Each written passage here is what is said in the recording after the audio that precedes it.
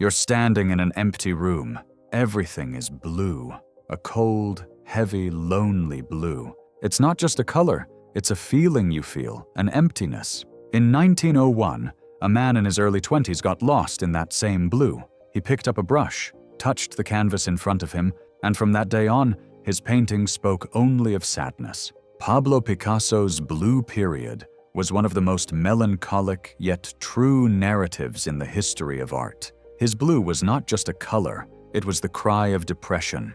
But this story is not just Picasso's story. It's yours, mine, all of ours. Depression is one of the darkest labyrinths of the human soul. So why was Picasso buried in blue? And most importantly, how did he come out of the blue?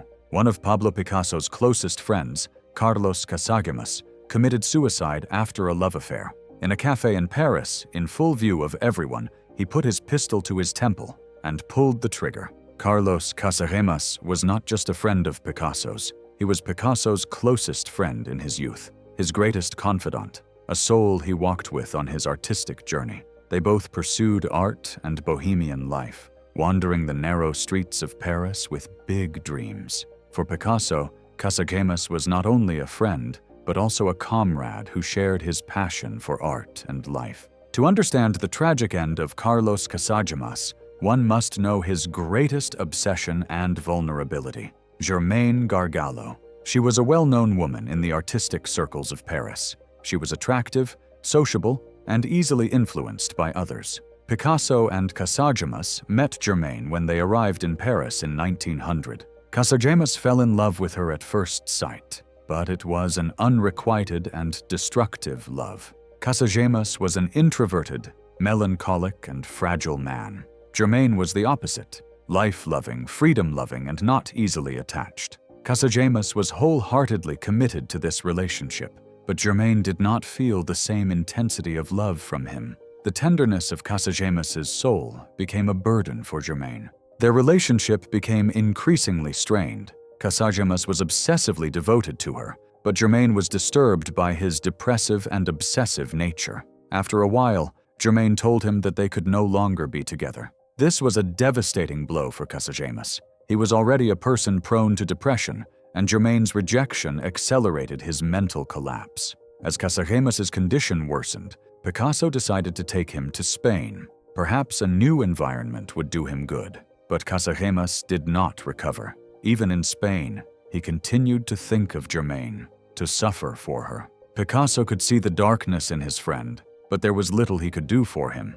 At the beginning of 1901, Casagemas returned to Paris. When he returned, he wanted to meet Germaine again, but she made it clear to him that they no longer had a future. That night, he was with friends at a cafe in Paris. Suddenly, he got up from the table, took a pistol out of his pocket, and pointed it at Germaine. He pulled the trigger, but the bullet missed him and lodged in the ceiling. There was silence. Everyone was in shock. And then Casagemas put the gun to his own temple, closed his eyes, and pulled the trigger. After Casagemas' death, Picasso felt guilty for a long time. He felt he hadn't done enough for him, and this guilt became one of the great inspirations for his blue period. Not only the death of Casagemas, but also the impossible love, obsession, depression, and mental collapse she experienced were reflected in Picasso's works. After his death, Picasso made a painting to keep his friend's memory alive, La Mort de Casagemas, the death of Casagemas. This was the beginning of the blue period. After that day, the colors in Picasso's paintings faded. Blue was not only an aesthetic preference, but a reflection of the emptiness inside Picasso. With the death of Casagemas, his world went dark for a while. However, Picasso did not only paint his lost friend. It was possible to see Casagemas's sadness and tragedy in most of his works during the blue period. He transferred his pain to the canvas not only as his own pain, but as a universal melancholy. Lonely figures, distorted bodies, sorrowful faces. All of them were shadows carrying the memory of Casagemas. Picasso drifted into an inextricable melancholy after this event. All his life he had played with colors, bent shapes, and opened new windows to the world with his art. But now, everything turned blue. Blue was the color of loneliness and grief. Picasso's mood was reflected on canvas. The old guitarist, La Celestina, Two Sisters, The Blind Man's Meal, and many other works were born in this period. These paintings had something in common: weak, sad, lonely people. Figures with empty eyes, starving bodies, crooked hands. Picasso's life at that time was like his paintings. He was hungry and poor on the streets of Paris.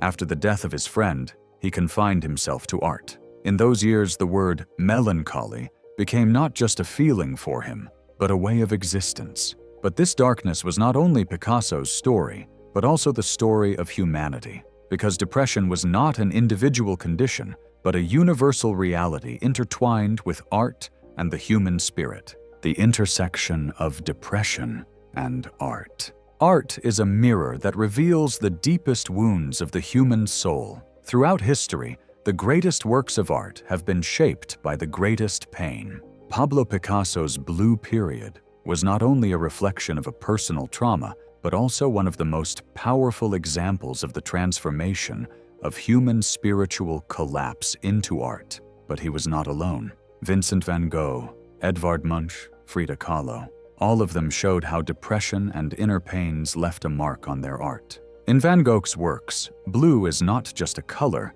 but a mood. When you look at his paintings, the cold and quiet tones of blue reveal the inner world of the painter. Let's look at Starry Night. No matter how mesmerizing the sky and the stars are, the town underneath is desolate and lonely. This is a reflection of the deep loneliness Van Gogh felt throughout his life. Blue tells what it means to feel lonely even in an awe-inspiring landscape. Edvard Munch's The Scream was the most striking expression of the existential scream of modern man. Frida Kahlo's self-portraits were the physical and spiritual pain poured on canvas. It was not a coincidence that Picasso took on blue tones. Colors are a reflection of our emotions. In psychology, blue represents sadness, melancholy, and loneliness. Picasso expressed his greatest pain with this color. Blue is not just a color, it's a mood, an atmosphere, a weight, and this weight is an emotion that is not only on canvases, but also in music. What Picasso felt during the Blue Period was actually echoed in another branch of art, blues. Blues was born out of a deep sadness. It was a musical form of expressing pain, loss, and loneliness. In the 19th century, this music genre, which grew in the shadow of slavery in America, was a cry of people living under oppression. Just as Picasso's brush depicts loneliness and poverty, the blues was the transformation of loss and suffering in life into melodies. The intersection of blue and blues is not a coincidence. In English, the expression feeling blue means being sad. Even the name of blues comes from here. Blue is the color of loneliness, sadness, and an inner emptiness. For Picasso, blue was the color of loss. It was the same for the blues. But here's the interesting thing. Blues is not only about sadness. It also teaches how to get out of sadness. Most blues songs acknowledge pain, but they also contain resistance, a rebellion, an effort to survive, like Picasso's Blue Period. In the Blue Period, Picasso painted his loss, but he did not stay stuck there. He managed to get out of that blue, just like the rhythmic stirring at the end of a blues song. Blue is inevitable in art, music, and life. We all feel blue at some point. But the important thing is not to get lost in that blue. Picasso traveled through the blue. So did blues musicians. And all of them, at some point, found a meaning in the pain and continued on their way. Maybe the point is not to erase the blue. It is to understand it, learn from it, and then move on to new colors. Because the rhythm of life is just like the blues. Sometimes slow, sometimes fast, sometimes dark, but always an ongoing melody. But there is an important question here. Why is depression so intertwined with art? The answer is simple. Pain forces people to produce. Depression is not only a breakdown, but also a need for expression. If you cannot express what you feel in words, you put it on a canvas, on a piece of paper, on a note. That's why the greatest artists are remembered for their deepest pain. But there is also a dangerous side. Although depression can sometimes make people creative, it can also be a dead end. Artists run the risk of getting lost in their pain. Van Gogh tragically took his own life, Munch struggled with mental illness for years. Picasso emerged from the blue darkness. But how does depression get so deep? How does one get trapped in that blue? Scientific basis of depression. Pablo Picasso's blue period was not just an art movement. It was also a reaction of the human mind to pain. Even someone not interested in art knows what depression feels like. The heaviness, exhaustion, the void, like being trapped in the blue. But why does depression occur? Is it just an emotional state? Or is there something bigger going on deep inside our brains? Scientists say that depression is directly linked to neurotransmitters in the brain. In particular, an imbalance of chemicals such as serotonin, dopamine, and norepinephrine can cause people to feel exhausted and unhappy. Serotonin deficiency, unhappiness, hopelessness, anxiety, low dopamine, loss of motivation, lack of enjoyment, norepinephrine reduction, lack of energy, weakness. Picasso's depression wasn't just chemical. It followed a traumatic event, the death of his best friend, economic difficulties, loneliness. These were all factors that changed brain chemistry. So why does depression affect some people more than others? There are three main reasons. Genetic predisposition.